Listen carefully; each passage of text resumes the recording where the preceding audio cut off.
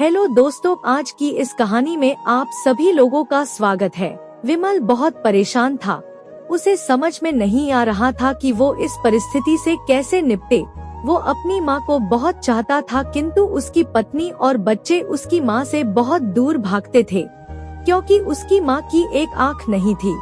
साथ ही उसकी कमर भी 90 अंश पर झुकी थी। वैसे वह अपना काम सब खुद कर लेती है, किंतु फिर भी वो उसकी पत्नी और बच्चों के लिए हमेशा खटकती है। दादी, आप ऊपर के कमरे में जाओ, मेरे दोस्त आ रहे हैं, विमल के बेटे अखिल ने बड़े बेरुखी से कहा। पर बेटा, मैं तो यहाँ बहुत दूर बैठी हूँ, विमल की माँ ने बहुत प्यार से कहा। नहीं, आप उनके सामने मत रहो, वो मुझे चिढ़ाते हैं, अखिल ने जोर से डांटते हुए कहा।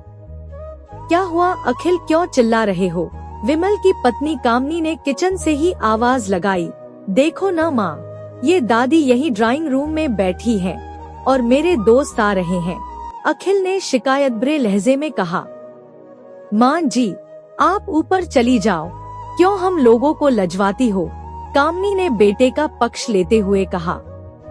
बेचारी सरस्वती चुपचाप उठकर जीने के सहारे ऊपर जाने लगी। कमर झुकी होने के कारण उन्हें ऊपर चढ़ने में बहुत परेशानी हो रही थी, किंतु वो पूरी ताकत से ऊपर के एक अकेले कोने वाले कमरे में जाकर बैठ गई। विमल बाजू के कमरे से सब सुन रहा था। उसे कष्ट हो रहा था कि उसकी माँ को अपमानित होना पड़ रहा है, किंतु वो असहाय था। अगर वो कुछ कहता है तो पत्नी और बच्चे उसका विरोध करने लगते हैं। दूसरे उनके तर्क भी सही लगते हैं। चूंकि वो एक प्रशासनिक अधिकारी था, उसका सामाजिक स्तर बहुत ऊंचा था, उसकी ससुराल भी एक उच्च घराने में थी, वह चुपचाप इस तरह हर दिन अपनी माँ को अपमानित होते देखता रहता था। रात को विमल की पत्नी ने कहा, देखो जी, अब कुछ करो, कल कलेक्टर साहब की पत्नी आई थी, माँ जी अपनी देशी धुन धारा में उनसे मिली, मुझे बहुत शर्म आ रही थी बताते हुए कि ये मेरी सास है। मैंने कह दिया कि दूर की रिश्तेदार है, इलाज कराने आई है। विमल को रोना आ गया, किंतु फिर भी वह चुप रहा। उसे समझ में नहीं आ रहा था कि वो क्या करे। अपने बेटे की मन स्थिति को सरस्वती अच्छी तरह से जानती थी और बेटे को कोई कष्ट न हो इसलिए वो हर बात को चुपचाप सह लेती थी। विमल बहुत उदास रहने लगा। एक तरफ परिवार और सामाजिक स्तर पर जीने की प्रतिबद्धता थी, तो दूसरी ओर माँ। आखिर माँ से अपने बेटे की यह हालत नहीं देखी गई। एक दिन उसने अपने बेटे से कहा, विमल, बहुत दिन हो गए हैं, मैं अपने गांव जाना चाहती हूँ, मुझे वहाँ पहुँचा दो, मेरा यहाँ मन नहीं ला रहा। किंतु माँ, वहाँ तो कोई नहीं है, तुम्हारी देखभाल कौन करेगा? विमल ने आश्चर्य से पूछा। अरे, सब गांव वाले तो हैं, और वो तुम्हारे मामा जी तो उसी गांव में रहते हैं, और फिर हम सारी व्यवस्थाएं कराएंगे ना। कामनी को तो जैसे मन की मुराद मिल गई हो। हाँ बेटा, बहू सही कह रही है, सरस्वती ने लंबी सांस लेते हुए कहा। विमल जानता था कि गांव में माँ की देखभाल करने वाला कोई नहीं है, लेकिन अपनी पत्नी की जिद के कारण वह अपनी माँ को गांव छोड़ने पर विवश हो गया। माँ को गांव छोड़कर आते वक्त उसे रोना आ रहा था तथा अपनी बेप्सी पर गुस्सा भी आ रहा था, किंतु परिवार, पत्नी और समाज ने उसके इन मनोभावों को दबा दिया और वो सुकून सा महसूस करने लगा। कुछ दिनों के बाद उसके चाचा, जो अमेरिका में रहते थे, आने वाले थे। जब विमल बहुत छोटा था, उसके पिता जीवित थे तब वो भारत आए थे और उसके बाद वो अब भारत आने वाले थे।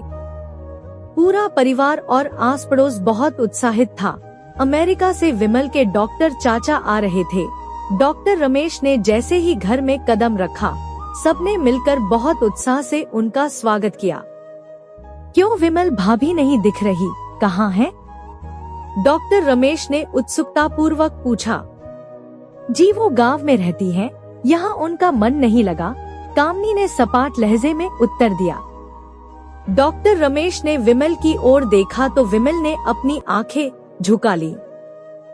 डॉक्टर रमेश सब समझ गए, बोले, कल हम भाभी से मिलने गांव चलेंगे सब लोग। दूसरे दिन सभी लोग गांव के घर में पहुँचे। देखा कि सरस्वती को बहुत तेज बुखार है और वो पलंग पर असहाय पड़ी है। डॉक्टर रमेश दौड़कर सरस्वती के पास गए, उनके पैर छूकर रोने लगे। सरस्वती की ये हालत उनकी कल्पना से परे थी। वाह बेटा विमल, तूने तो नाम उजागर कर दिया। अपनी माँ की ये हालत देखकर तुझे तो शर्म भी नहीं आ रही होगी। डॉक्टर रमेश ने विमल को लगभग डांटते हुए कहा। नहीं देवर जी, विमल का कोई दोष नहीं है, मैं खुद गांव आई थी। सरस्वती ने अपने बेटे का बचाव किया। मुझे सब पता चल गया भाभी, आप चुप रहो। क्यों बहू, तुम्हें अपनी सास की कुरूपता पसंद नहीं है? समाज में तुम्हें नीचा देखना पड़ता है ना? डॉक्टर रमेश ने कामनी की ओर व्यंग्य से देखा। कामनी निरुत्तर होकर विमल को देखने लगी।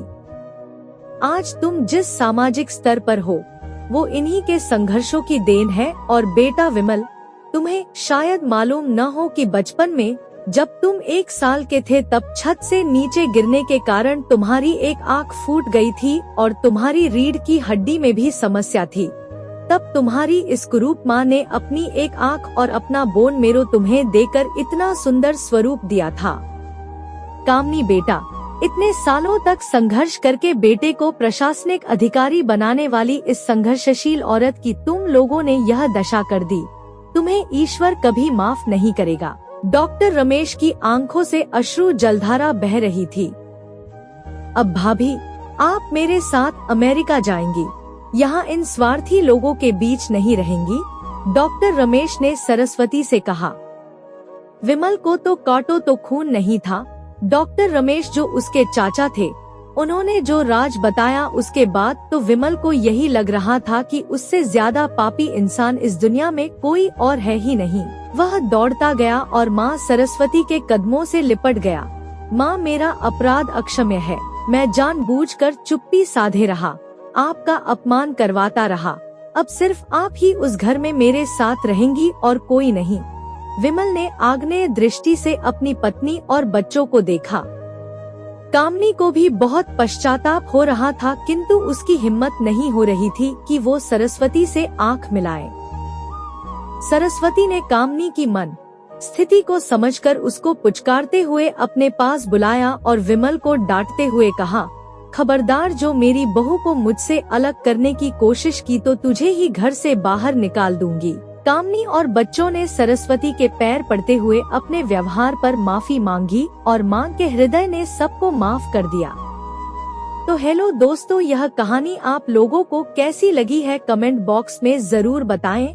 अगर आपको यह कहानी अच्छी लगी हो तो एक लाइक जरूर कर दें और चैनल पर नहीं हो तो चैनल को सब्सक्राइब कर ले ताकि ऐसी वीडियो आप लोगों तक आती रहेगी। धन्यवाद दोस्तों।